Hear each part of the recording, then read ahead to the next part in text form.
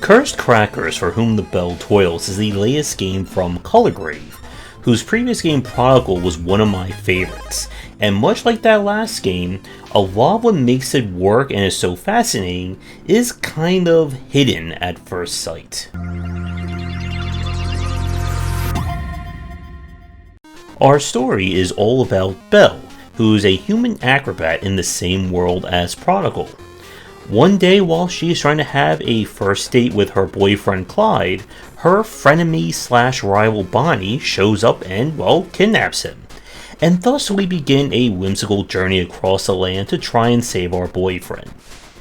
But there's some other things going on under the surface, such as a war between the gods of the world, a mysterious battlefield grave to the north, the dead rising, and maybe, just maybe, a plot to kill all life as we know it going on as well.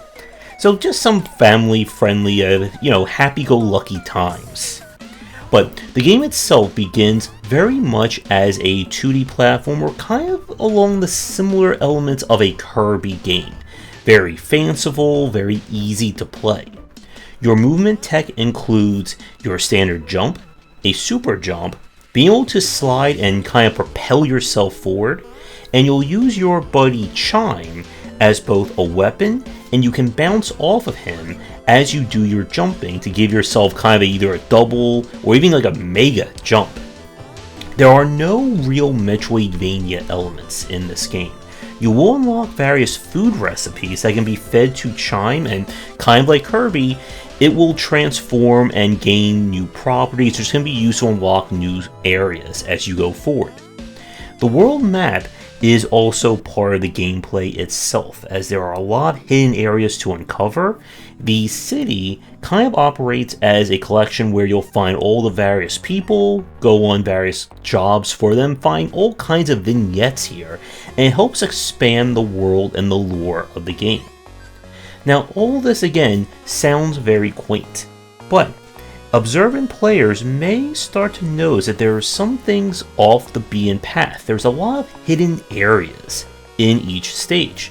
You may start to find mysterious pieces of a gateway, lore that can be read that highlights a massive war and prophecies from a long time ago, and a weird mix of swords at a statue dedicated to one of the gods. And this is where Cursed Crackers begins to kind of bare its teeth. The normal path through the game isn't going to be that challenging. If you've played any 2D platformer, you should have more than enough skill to get through it. But as you start uncovering the secrets, you will start to find there's a lot more to this game that's under the surface. There are hidden worlds and hidden challenges that are going to test your skills, and suddenly the game takes on a far darker turn, as you will have to conquer these challenges and make full use of all of Belle and Chime's abilities. For the main route, Chime's additional movement tech and the additional jumping is more or less optional. You can actually sequence break and get through a lot of the early levels far faster using that advanced tech. But once you get to the bonus challenges and the optional stuff, that will become required if you want to have any chance to succeed, and of course, find all the secrets within the secrets as well. So, Cursed Crackers definitely has a lot going for it. And this is again one of those games where once you get into it, you'll kind of figure out very fast whether or not you want to keep playing this game, and of course wanting to keep playing this game to see all the secrets, find all the collectibles, and all that great stuff. And with that said, there really isn't a lot for me to complain about in terms of the game's design. In fact, one of my major complaints was actually rectified in a patch after the game's release. There's not really a lot for me to talk about, but I do want to go over a few little things as well as a bit of a spoiler.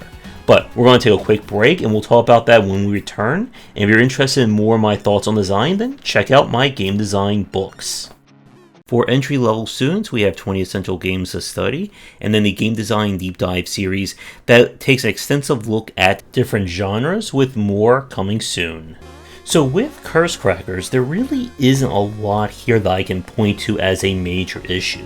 The game does a fantastic job of moving the player through the game and kind of nudging them to improve and look at more of the secrets. As I said in the last part, when you start playing the game, you really don't need to do a lot of the advanced tech. But as we get further in, there are a lot of little and actually more advanced systems at play here. As I said in the last part, we have hidden worlds to explore. There's also additional artifacts that you can equip that provide unique benefits, bonus missions that will test you in different ways, as well as finding more collectibles and hidden stuff within each world. And as a bit of a minor spoiler here, the game does feature a true ending, and that true ending is not in the game right now. The developers have said that it will come post-launch, and that means, of course, that I can't give you any more about it.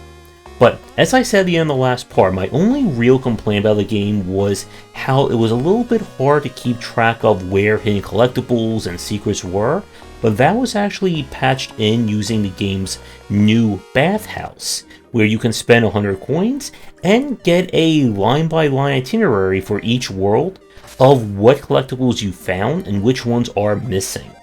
And that is very important for a game like this, as if you want to see everything, you kind of need to know where everything is. I think the only other minor nitpick is that it can be a little hard to keep track of who's asking for who in terms of questing, but once you beat the game, you will get kind of like the mail system will clue you in to the various side quests. So all in all, I really enjoyed Curse Crackers. As I said, I would put this kind of at the moderate to moderate advanced level in terms of its platforming. If you're hoping for something that is either more technically demanding or something that is far easier to play, this game may not be the best for you, but I would suggest at least checking it out anyway if you are a fan of 2D platforming, as a variety of skills, the story, and just the great writing and variety of characters does help to elevate it. And I'll be sure to play the true ending on stream when the time comes. So thank you so much for watching. I would like to thank the developer for giving me a press key to check this one out. I'll be uploading my play on the secondary channel archive, so be sure to check them out there. If you're working on a game and you would like me to take a look at it for the channel, please get in touch. Do the liking, subscribing, and commenting. Check out the Discord and Patreon link down below, and come back for daily discussions on game design here and on game wisdom, where he's in the art and science of games.